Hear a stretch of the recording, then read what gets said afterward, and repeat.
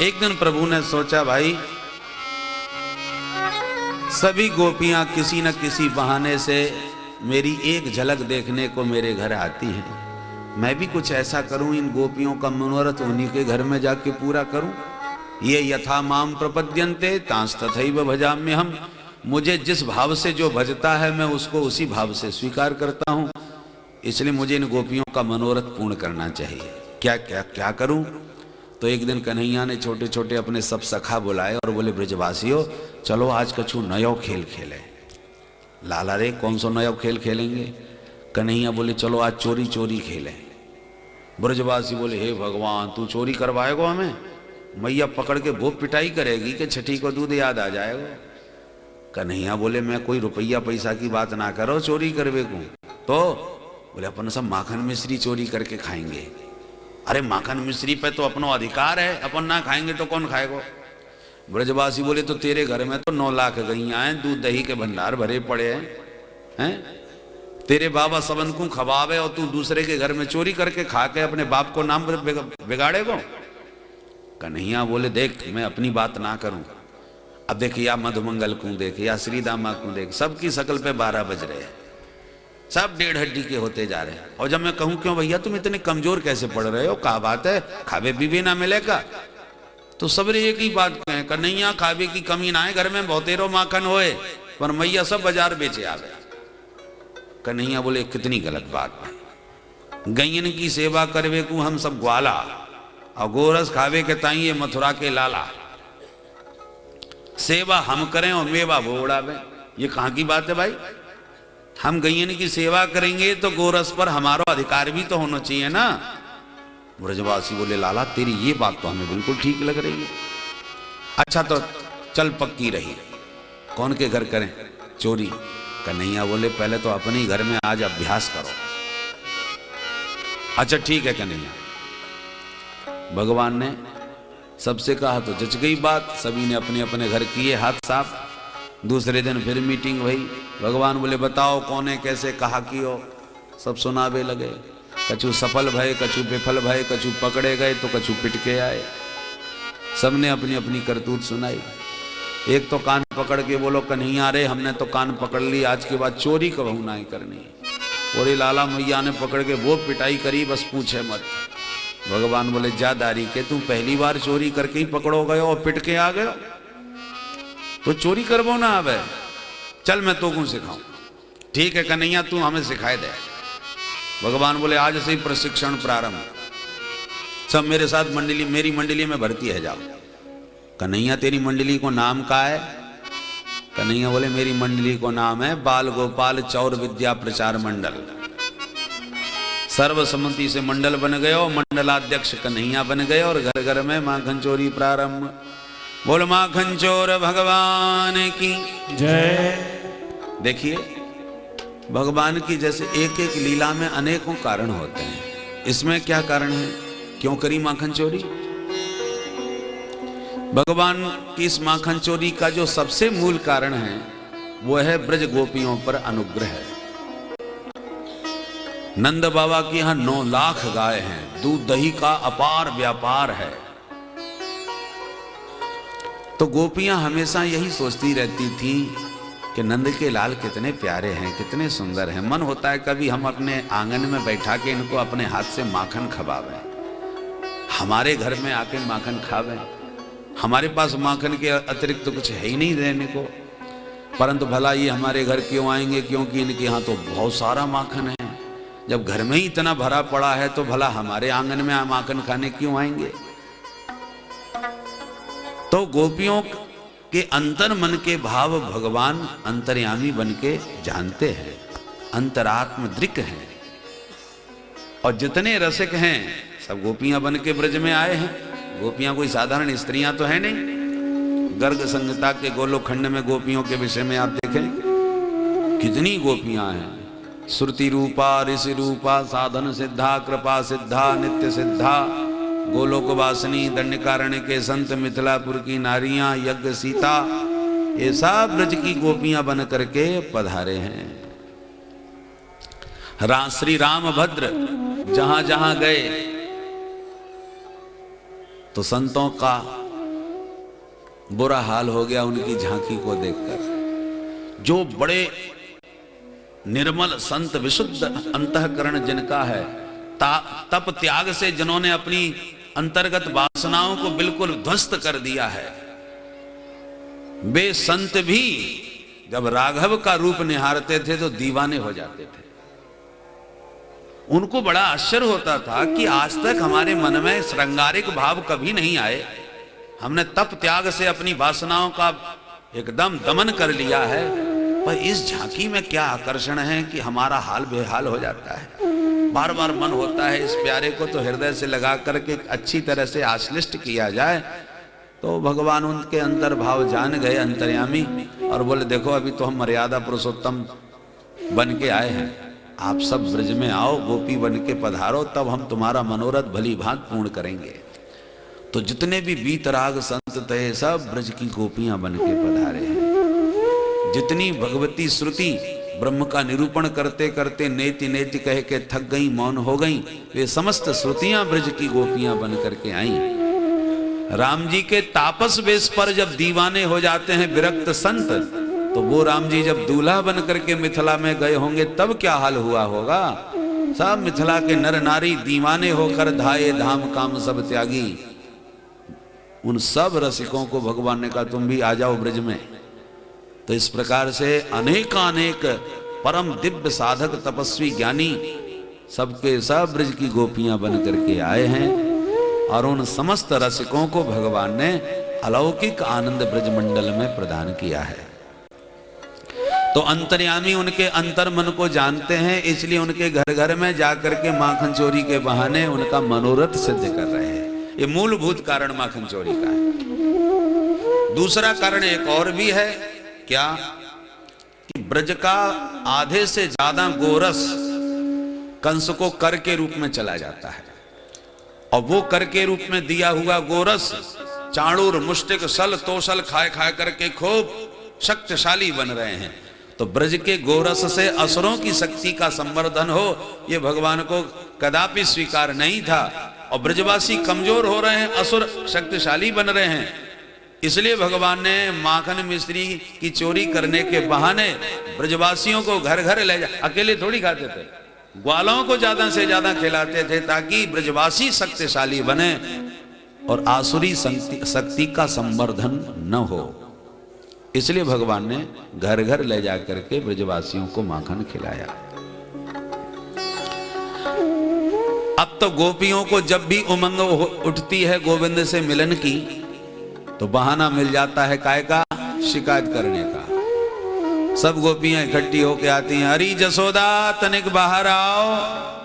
और जैसी मैया बाहर आवे, बहना का बात है, आओ, मैंने बुलावा भेजो ना है तो तुम सबकी सब कैसे आ गई। गोपियां कहती हैं तेरे लाला के मंगल गीत गावे ना आई, आज तेरे कन्हैया की करामात सुनावे आई है। ऐसो कहा कर दियो मेरे छोरा ने। गोपियां कहती हैं हम कोई चुगलखोर ना है जो काऊ की पीठ पास चुगली करती डोले, जो शिकायत है तेरे छोरा के मुंह पे सुनाएंगी, निकाल तू बाकू बाहर निकाल, कहां छुपो बैठो है। सोई मैया आवाज लगा दे, ओ बेटा कनुआ। सोई भीतर से दौड़ के आ गए, हाँ मैया। अरे बेटा ये गोपियां सबकी सब तेरी बड़ी शिकायत कर रही हैं, तू इन्हें तंग करे। शिकायत को नाम सुनते ही डर के मारे गाल फुलाई लिए, मुंह लटकाए लियो, एकदम रोनी सूरत बना के खड़े है गए। मैया तो लाला की भोली सूरत देखते ही एकदम दया में आ जाए, द्रवीभूत है जाए। अरे राम राम, मेरो नेक सो का नहीं है, नेक डांट में तो रोवे लग जाए। अब तुम इतनी बड़ी बड़ी सब गोपियां, ये नेक सो मेरो कन्हैया तुम्हें कहा तंग कर सके। गोपियां कहती मैया तेरे सामने ही सीधो सच्चो बन के रहे, या के पेट की दाढ़ी हमने देखी है, जितनो देखबे में छोटो उतनो खोटो है ये। अरे पर कहा कियो। अब गोपियां सुना भी लगी, तो सुन। वत्सान मुंचन क्वचिद समय क्रोश संजातः स्तेयं स्वादवत्यथिदधिपय कल्पितैस्तेययोगै मरकान भोक्षण विभजति सचे नाति भाण्डं भिनत्ति द्रव्यालाभे सगृह कुपितो यात्युपक्रो शतोका। पहली शिकार वत्सान मुंचन, तेरो लाला आवे और बछड़ा खोल के भग जावे। मैया बोली तो तू गैया दोबे गई होगी तो कन्हैया ने बछड़ा खोल दी होंगे, या की आदत है जब भी गैया दोबे जाऊं बछड़ा खोल के पहले ही पहुंच जाए। गोपी बोली ना है मैया, क्वचित असमय, जब गैया दोबे को कोई समय ना हो तब खोले। ये भगवान का तो ये स्वभाव ही है। ध्यान दें, इस शिकायत में गोपी क्या कहना चाहती है? क्या भगवान असमय में ही बंधन से खोलने वाले हैं। समय जब होता है गैया दोने का तब तो सभी लोग खोल देते हैं बछड़ों को, पर समय से पहले ही खोल दे ये कन्हैया का स्वभाव है। इसका मतलब क्या हुआ? जो साधक निरंतर साधना में संलग्न है और अनेक जन्मों की साधना करते करते अब उसकी मुक्ति का समय आ गया, तो अनेक जन्मों की साधना से जब समय आता है तो ततो याति परांगति, जब मुक्ति का पात्र बन गया, मुक्त होने का समय आ गया, तो भगवान उसे मुक्त कर देते हैं। परंतु समय आने पर यदि मुक्ति भगवान ने दी तो फिर इसमें भगवान की विशेषता क्या? भाई ये तो साधक की साधना का चमत्कार हुआ। भगवान की कृपा की महिमा तो तब है जब साधनहीन होने पर भी या साधना की अपूर्णता में पहले से ही प्रभु कृपा करके उसको मुक्ति का पात्र बना दे, तो भगवान की कृपा दया का चमत्कार हुआ। अरे 10 वर्ष की सजा किसी कैदी को मिली और 10 वर्ष पूरे होने पर कोई सज्जन आके कहे भैया मैं तुझे मुक्त करने आ गया, तो अब तू क्या आ गया? मैं तो मुक्त हो ही जाऊंगा, समय पूरा हो गया। पर भाई 7-8 वर्ष होने पर कैद कोई आके कहे चलो 2-3 साल के लिए हमने सिफारिश करके तुम्हें पहले से पूर्व तुम्हें मुक्त करवा रहे हैं, तो आपकी विशेषता है कि आपने कृपा करी, हमारे इतने साल बचा लिए, हमको पहले मुक्त कर दिया। तो वत्सान मुंचन क्वचित असमय, माधव की यही विशेषता है कि जिस पर कृपा करुणा कर दें, चाहे वो कितना भी साधक हो या साधनहीन हो, अपनी कृपा करुणा के बल पर माने उसको मुक्ति का पात्र बना देते हैं। इसलिए भगवान का नाम है मुकुंद, मुक्तिं ददाति इति मुकुंद। जिस पर कृपा करें उसी को मुक्ति का दान कर देते हैं। मुक्ति का दान सब नहीं कर सकते। एक बार न्यायालय में सजा हो गई तो हर कोई व्यक्ति उसको सजा से बचा नहीं सकता। कुछ ही लोग हैं, प्रधानमंत्री हैं, राष्ट्रपति हैं, वो चाहें तो हाँ भाई अब की बार 26 जनवरी पर हम इतने कैदियों की सजा माफ करते हैं, पाकिस्तान के भले इतने कैदियों को हम मुक्त करते हैं। ये कुछ पावरफुल लोग होते हैं जो सजा से मुक्त कर सकते हैं, हर कोई नहीं कर सकता। अरे बड़े बड़े अधिकारी कुछ नहीं कर सकते साहब, चाहे कमिश्नर साहब हो चाहे कलेक्टर साहब हो। एक बार जिसकी सजा हो गई तो उसको बचा पाना बड़ा मुश्किल है। कुछ ही लोग, ऐसी मुक्ति संसार से हर कोई नहीं दे सकता। करोड़ों देवी देवता हैं, पर मुक्ति का अधिकार केवल माधव के चरणों में है। मुक्ति पदे सदाय भाग। इसलिए गोपी कह रही है वत्सान मुंचन क्वचित समय, समय से पहले ही ये मुक्त कर देता है हमारे बछड़ों को। मैया बोली तो कन्हैया तेरो भी तो है, तू ही डांट दे, मुंह ते शिकायत काय क्यों कर रही है? बोले मैया मैं डांटवे लग जाऊं तो ये मुस्कुरावे लग जाए, मैं डांटती जाऊं ये हंस तो जाए, तो डांटते डांटते मुंह ये हंसी आ जाए। क्रोश संजात हास। मैया बोली तो एक काम कर, लाला तेरे घर में जैसी आवे प्यार से परोस के खवा दियो कर, तो ये परेशान ना करे वो, और जितनो खा जाए बात है दोनों मोते ले जा।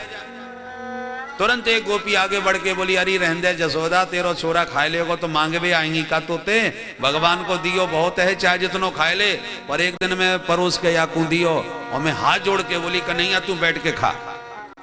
तो आंख दिखा के बोलो तेने कहा वो भिखमंगा समझ रखो है, वो दिखाई रही है। अरे तू मेरे घर में आके खा जा, 9 लाख कहीं आए मेरे बाबा के यहाँ। मैं बोली तो फिर चोरी काय क्यों करे? तो तुरंत हंस के कहता है चोरी के माल में स्वाद ही कछु और हो। अब बता, मैया बोली तो माट मटका छीके पे लटका दे, हाथी ना पहुंचेगा तो कहां से खाए लेगो। एक गोपी बोली मैया जाने पूरी मंडली बना रखी है, छीके पर मटका देखते ही छोरा को एक तगड़े को पकड़ के घोड़ा बनावे, बाकी ऊपर दूसरो खड़ो, बाकी ऊपर तीसरो खड़ो, और सबके ऊपर ही अध्यक्ष महोदय खड़े हो जाए, सुई मटकिया हाथ लग जाए। मैया बोली तो सुन, मेरे लाला को अंधेरे में हवा से बहुत डर लगे, तुम अपने माट मटका अंधेरे में छुपाए दो। तुरंत एक गोपी बोली रहने दे जसोदा, तेरो कन्हैया स्वयं हवा बनो डोले, ये काऊ हवा से ना डर पे बेबारो।